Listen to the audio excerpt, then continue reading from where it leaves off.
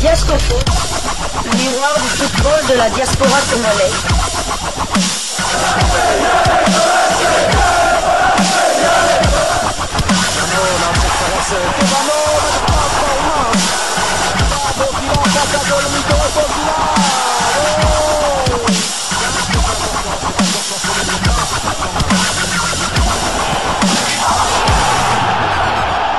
Diascofoot, le miroir du football de la diaspora congolaise. Vous êtes sur Diascofoot, le miroir du football de la diaspora congolaise. Diascofoot vous dit bonjour, tout le plaisir est pour nous de vous retrouver, mais surtout de savoir que vous êtes nombreux en train de suivre votre chaîne YouTube dédiée uniquement aux footballeurs de la diaspora congolaise.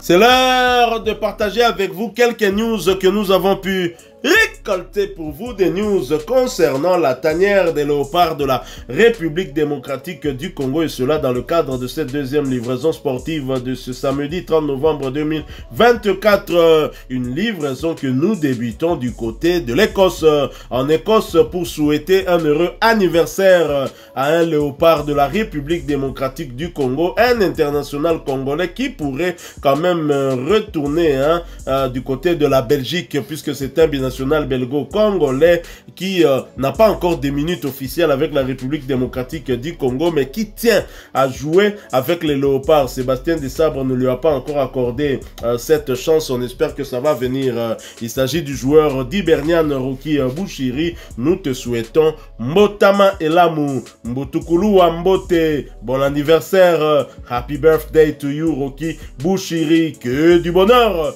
Toi qui as repris du poil de la bête, allant jusqu'à inscrire un but avec Hibernian. Roki Bouchiri, force à toi. Continue comme ça sur cette lancée, reste dans cette dynamique, même si plus globalement avec ton équipe, vous êtes certainement préoccupé par rapport à la situation actuelle du club.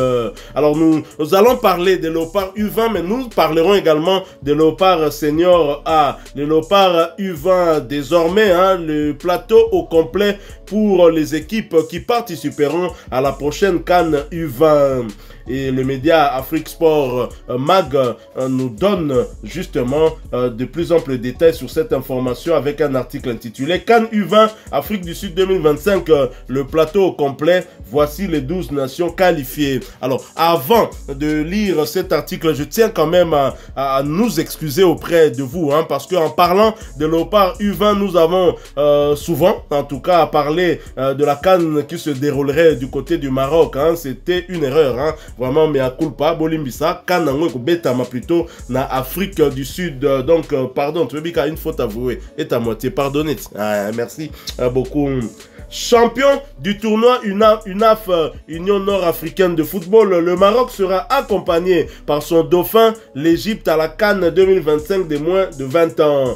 L'apothéose mardi dernier du tournoi UNAF marque ainsi la fin des éliminatoires de la Coupe d'Afrique des Nations juniors masculines à travers les compétitions dites zonales. Les deux formations nord-africaines rejoignent le Sénégal, l'Afrique du Sud, le Nigeria, le Ghana, le Congo, la Zambie, la République démocratique du Congo, la Tanzanie, la Sierra Leone et le Kenya au panel des sélections qui participeront à la phase finale de la 24e CAN Junior prévue au pays de Nelson Mandela du 19 février au 11 mars 2025. Le Nigeria est la nation la plus titrée avec 7 sacres. Le Sénégal, lauréat de l'épreuve de 2023 en Égypte, et le tenant du titre, les Lionceaux de la Teranga et leur pendant de la classe sont les grands favoris de l'édition à venir. Le pays hôte sud-africain, l'Égypte et le Ghana se dressent comme outsiders. Le Cameroun, l'Algérie, le Mali sont les grands absents de cette grande fête du football jeune africain. Cet article est signé Amis Mba Amadou. Voilà donc la République démocratique du Congo, du point de vue de nos confrères, ne se retrouve pas en tout cas parmi les outsiders. Je comprends, parce que la RDC ne participe pas à cette compétition. Ça, c'est la deuxième participation et très bonne participation aussi, puisque dans des conditions difficiles, nos Léopards ont gagné ce tournoi zonal, hein, les éliminatoires à l'UNIFAC, en battant le pays hôte, le Congo-Brazzaville, en finale, alors que ce pays nous avait battus dans la phase des groupes. Mais que peuvent attendre les Congolais si nous ne sommes pas outsiders? C'est quoi, Pierre de Coubertin? Tout à fait. Bon, je ne sais pas, en tout cas, nous allons attendre le tirage au sort de cette CAN avec impatience pour connaître au moins dans quel groupe nous allons tomber. C'est vrai qu'il y a quand même des gros morceaux avec le Nigeria, avec le Maroc, les pays du Maghreb. Ils sont très très forts, ils sont déjà habitués à ce genre de compétition. Nous, on sera pratiquement novices, hein. Même le Congo-Brazza a plus de participation que nous dans ce genre de compétition. Donc voilà, la dernière participation était en 2013, hein, avec la génération Momo, Bangala, Luindama, tout ça. La CAN avait lieu, je pense, en Algérie, si mes souvenirs sont bons. Ouais, voilà, on va jouer notre deuxième participation. J'espère qu'on pourra compter sur nos binationaux, surtout mon petit coup de cœur, Axel Kayombo, celui qui évolue du côté de la Suisse en Challenge League en deuxième division. Stade Lausanne. Stade de Lausanne, tout à fait. Donc, espérons, comme ce n'est pas une date FIFA, lui qui est quand même un joueur majeur de cette équipe-là, il a marqué quand même 4 buts et délivré 3 passes décisives en 11 matchs. Donc il a été décisif lors de 7 rencontres. Ce n'est pas rien. Donc on espère vraiment que certains clubs pourront libérer, même Manitou, hein, Messi Manitou qui évolue du côté de Amiens en Ligue 2 française. On va attendre cette compétition avec impatience et espérons que nos jeunes Léopardos se distingueront de manière favorable. Et pour moi, j'aimerais bien suivre les quelques joueurs locaux, Matobo, les Talassi, hein, ils sont nombreux, et même la pépite du tout-puissant Mazembe Anglebert aussi, Oscar Kabouit, que nous allons vraiment suivre aussi, parce que Sébastien Desabre va suivre ce tournoi avec un intérêt particulier. Lui qui avait convoqué un des joueurs U20 qui était en stage d'ailleurs avec les Léopards Chan, hein, Léopard Chan ou U20? Léopard Chan. Je pense que avec le Léopard Chan, mais il y a un petit...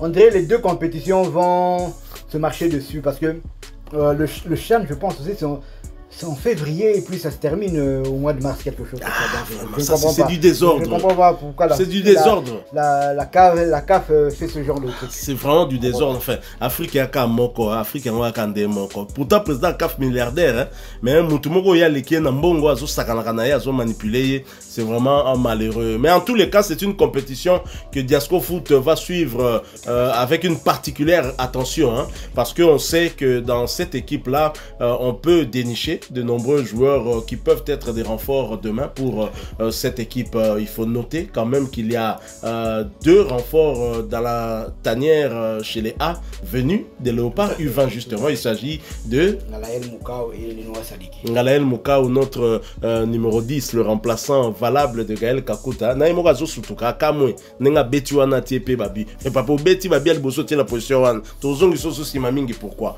Tu vas rester là.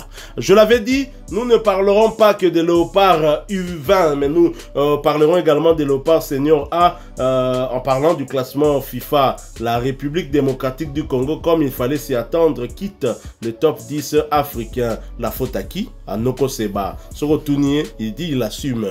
A assumer le sous prochainement. Tout c'est pélité, hein? Des matchs à Souko, tout c'est pélité Noko Seba. La FIFA a publié le jeudi dernier son traditionnel classement mensuel après ses 2 défaites face à la Guinée ainsi que l'Éthiopie. La République démocratique du Congo est malheureusement la formation qui a perdu le plus de points en novembre, soit 35,53 points. On en avait parlé il y a peu. Les Congolais sont désormais 61e au monde et 11e en Afrique. Comment expliquer cette énorme perte des points? Il faut savoir que pour établir le classement FIFA, les victoires acquises face aux sélections mieux classées dans le classement FIFA rapportent beaucoup de points, tandis que les matchs gagnés face aux équipes moins bien classées rapportent peu de points par rapport au cas précédent que je viens d'énumérer. En revanche, les défaites face aux équipes moins bien classées font perdre beaucoup de points et c'est malheureusement le cas de la République démocratique du Congo. Chers confrères, est-ce que ce classement FIFA et ce recul de la RDC une place en Afrique vous étonne? Non, parce que, comme vous l'avez dit, les défaites face à des pays moins bien classés font perdre beaucoup de points. Nous avons perdu contre la Guinée qui est moins bien classée et surtout face à l'Éthiopie encore, qui est encore beaucoup moins bien classée. Donc c'est normal que nous puissions perdre des points et que l'Afrique du Sud prenne cette 10e place. Mais bon, je dirais quand même qu'elle ne sera sans conséquence vu que, comme, bon là je suppose, hein, mais logiquement ça doit être comme ça, comme nous serons 24 à la CAN, il y a 4 chapeaux. Donc le calcul est simple. Les 6 premiers seront dans le chapeau 1. De la 7e place à la 12e place, chapeau 2. De la 13e place à la 18e place, je pense, chapeau 3. Et le 19e place à la 24e place, chapeau 4. Ça serait logique. Donc, on serait quand même de toute façon dans le chapeau. Même si on était 10e. Parce que pour être dans le chapeau 1, il nous aurait suffi peut-être 5 ou 10 victoires d'affilée pour être dans ce chapeau. Et surtout face à quels adversaires? Tout à fait. Parce que le Mali a fait pratiquement maxo. Le Cameroun qui est devant nous, ils ont pris 4 points sur 6. Le Mali en a pris 6 sur 6. Donc même si on avait gagné, je pense on n'aurait pas beaucoup progressé. On serait peut-être maintenu à la 10e place ou peut-être 9e. On est visé même à court terme, à court ou moyen terme, je me dis peut-être la 7 ou la 8e place c'est possible. À partir de la 6e, c'est vraiment compliqué. Donc, mais comme je l'avais dit déjà, pour les prochaines éliminatoires de la Coupe du Monde, là, il faudrait être dans les 9 premiers pour être dans le chapeau 1. Donc, avec un peu plus de... Là, je pense quand même que c'est faisable. Oui, tout à fait faisable à condition de continuer à travailler et ne pas commettre des erreurs telles que nous avons eu à les commettre lors du dernier rassemblement avec Sébastien Desabre. Voilà, nous sommes arrivés à la fin de cette deuxième livraison sportive de ce samedi 30 novembre 2024. Vous l'avez aimé, laissez-nous un maximum de j'aime. Merci de partager avec nous en commentaire votre point de vue. Abonnez-vous sur cette chaîne Diasco Foot parce que nous sommes le miroir du football de la diaspora congolaise. N'oubliez pas d'activer la petite cloche de notification histoire de ne plus rien manquer des prochains sujets que nous allons vous proposer. Encore une fois, merci à vous avec espoir de vous retrouver bientôt dans un autre sujet d'actualité. En attendant, portez-vous bien. Diasco Foot vous dit au revoir.